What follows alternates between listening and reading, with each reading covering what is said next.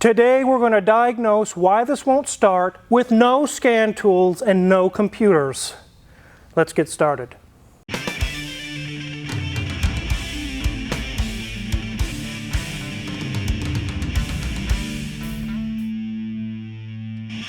This is a 2006 Audi TT Quattro with a 1.8 turbo.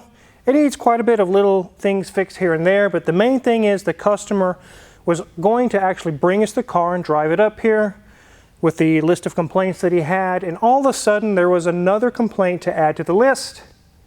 It just won't start now. This complaint can happen to any car. In fact, behind me, you can't see it, is a red Lotus Esprit Turbo that was just brought here that had also a list of things, and just as the customer went to start it, to bring it to the shop, which had never had a problem before, boom, it won't start. We got it here, and we'll be doing a video on that one soon, showing what we found there. But when a car comes into the shop with a no start condition, I can usually get to the bottom of why it won't start in about 10 minutes with zero scan tools, zero computers. A lot of the younger guys today, if something comes into the shop with a complaint, they immediately say, I got to get the scan tool. I kind of come from a generation that's kind of I'm totally up on the computer stuff, but I also know the old world, the old school stuff, and I kind of combine them. I don't care if it's a 2006, a 1976, it still has to have fuel, ignition, and it has to be in the proper time, compression, all those things have to be there for the engine to run. So I'll go ahead and demonstrate to you guys that this thing will crank from here to eternity, and it will not start right now.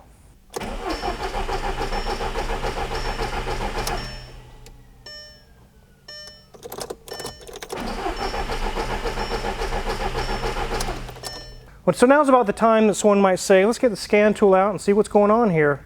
But the scan tool will show you nothing. And in fact, it'll take longer to get the same answer that I'm going to find here very quickly. I'm going to show you the trick there. There's no check engine light on. There are no codes in this computer. So let's kind of play the game here. You just saw this thing. It won't start. It does crank. What could it be? So is it A, a crankshaft position sensor? Is it B, a fuel pump issue? Or is it C, a bad computer? I'll let you guys take a minute and post in the comments what you think it is.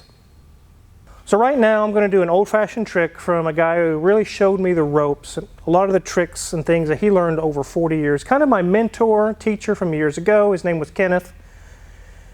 We're going to do something real quick that will answer about 5 questions in one spray. You're like, what's one spray?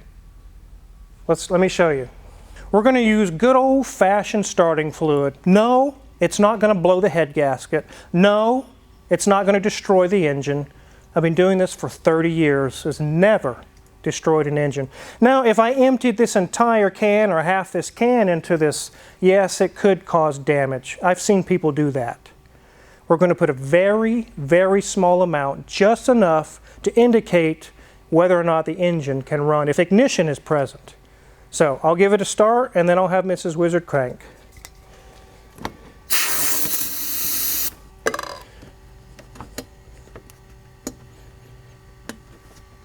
Okay, go ahead and give it a crank, Mrs. Wizard.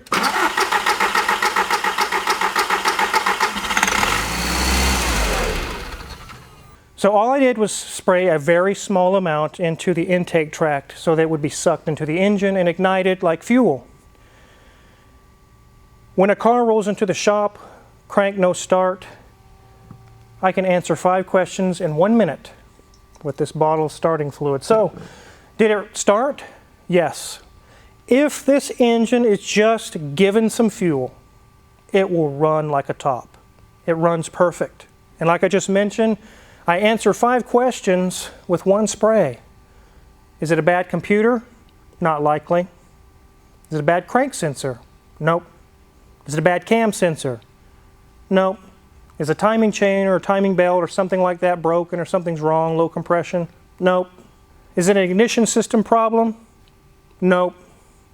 We just proved if it just gets some fuel, it will run. No scan tools, no computers. I just answered 5 questions in one spray. Now, the question is, why is it not getting any fuel? Now we're going to dive in at the fuel pump area. Actually, Danielson's been in here and already did some testing and found out what it is. We're going to show you the same steps we went through and how we arrived at the answer with no computers. Before you do any of these tests, which is something that we did when it first rolled in as well, make sure it has some gas in it. I've actually had customers refuse to pay the bill because we found out they ran their car out of gas, paid $300 to get it towed here, and then we find out it's just out of gas. They get so pissed off, they're like, I'm not paying for this. It's like, check your gas gauge. You wouldn't even be in this mess. So now we're going to go ahead and open the door. I've got my handy dandy power probe and some test lights. We're going to do some testing at the fuel pump and arrive at our answer of why it won't run and not use any computers to find out. So we're very fortunate on an Audi TT that the fuel pump is accessible underneath the rear seat. We don't have to pull the tank down. We don't have to tear anything apart really major. It's literally just right here. So first thing I'm going to do is I'm going to use my handy dandy power probe. We're going to apply power to the fuel pump. Does the pump actually work? Go ahead and disconnect our connector here. I already know that it's the outside pins that are the power and ground. So we'll connect to there.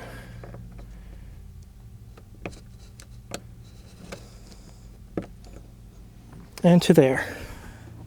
So I'm using the ground on my power probe. It gives me a ground I can use. We'll connect to the power probe tip. Now, one of 3 things will happen. You'll hear a whirring noise and the pump spins up like bzzz. Or 2, nothing. Or 3, it could make a clunking noise if it's severely locked up, like seized up hard. So, let's push power to it and see what we hear. You guys hear that? It sounds like someone's on the inside knocking to get out. Okay, so now I know that fuel pump is locked up hard, solid. So let's see, is the computer telling the pump to turn on? One thing I suspect on a locked rotor on a fuel pump, it may have blown the fuse. But let's find out. So I back probed the connector on the power and ground, as you see there. I don't want to damage the contact, so I back probed it from the back end. And I ran my wiring to this little homemade little test light I use to load test circuits. And when Mrs. Wizard cranks the car, it should light up the light. So let's see what it does, Mrs. Wizard.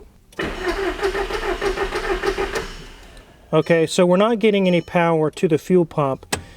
With a locked up fuel pump, that doesn't surprise me. Let's head on over to the fuses and check the fuse before we go any deeper or pull out any major equipment. So here we are at the driver's side fuse box. Is on the side of the instrument panel here.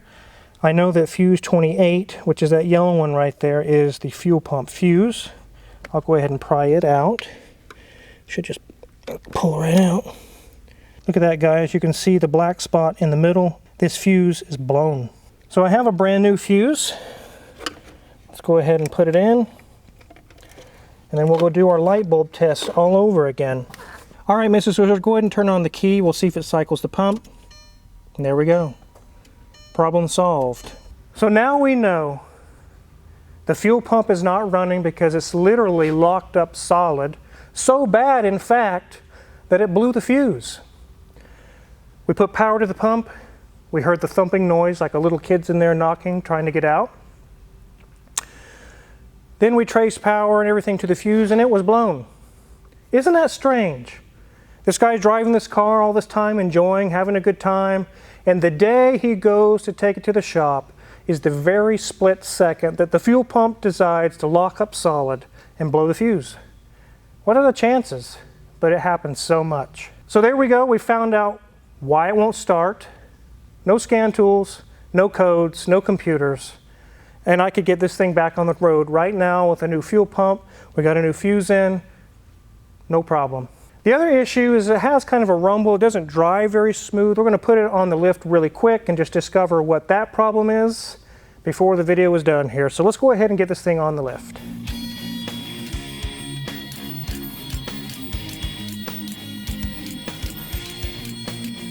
So it has a rumbling vibration while you're driving, especially it gets worse as you go faster. We're going to play the game again. What you guys think it might be? Is it A, bad struts? Is it B, bad wheel bearings? Or is it C, bad tires? Let you guys comment what you think it is, and then we'll take a quick look. So let's start here. We do see a little bit of a leak going on. We did find that it's the valve cover. The gasket is leaking. We got one of those on order, but let's look into this vibration. Sway bar link is good, strut is good, nothing loose. This CV shaft looks good. These tires look okay. We'll go to this side, 20%, 30% on the brakes. Ooh, that doesn't look good. It's got dirt all in it. That could be our vibration, but I'm thinking not. Sway bar link is good, the strut is dry, nothing loose, tires look okay. Look at the drive shaft here, our flex disc looks good up front. Exhaust is all intact, it's not hanging down or anything. Drive shaft feels good, the rear flex disc is good. CV boots back here are good, sway bar link is good. Shock is not blown, nothing loose. I do see that these bushings are bad on these control arms, but I still don't think that that's our vibration. Let's look over here. There's brakes are pretty thick back here. CV shaft is good. Again, torn bushings on these control arms. Shock is good, but whoa, Wizards, look at that tire. Look at what? Right there. Oh my goodness, you could cut yourself on that. Holy moly. Look at that, it's through the steel belt all the way to the nylon. Wow. Look at over here. There's an air bubble there. A small little rock could chip that and it would blow the tire out. Oh my goodness. So maybe it's good the fuel pump did die, so they didn't die trying to get it here with these tires. Yes, no kidding. That was kind of an omen. All right, well, let's check the date code and see where we're at on that. Oh, 2017, 6 years old, going on 7. By age, they're bad, and definitely, I don't even want to rub my fingers over that. You guys that are gearheads would know that looks like sliced fingers galore. But there is our problem with shaking vibration. Could be an out of balance wheel, could be bad tires, it could be those control arms I mentioned that are bad, but we now know what's going on there. We'll present all this to the customer and see where we go. Let's get this thing on the ground.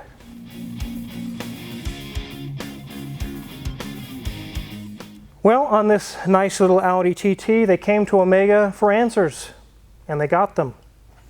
So now we'll present to the customer everything that we found here and see where we go. Very likely it's going to be figure out what's going on at the tire or those control arms, get a fuel pump installed, which the fuse is not a problem anymore.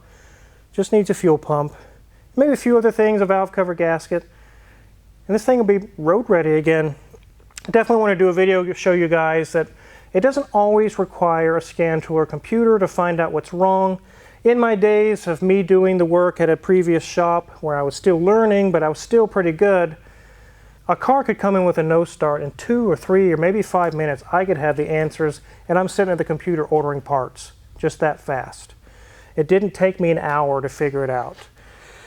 So if you're curious what kind of tools we just use, like the power probe or several other things that we use in the shop to fix these cars, check my Amazon affiliate link in the description below. We get a small cut and we really appreciate it. Make sure to head over to Mrs. Wizard's Ways. There's a link in the description for that. She's got new videos for you guys to watch, really cool information. And make sure to hit the subscribe button here as well because there's more bus updates to come. Thanks for watching.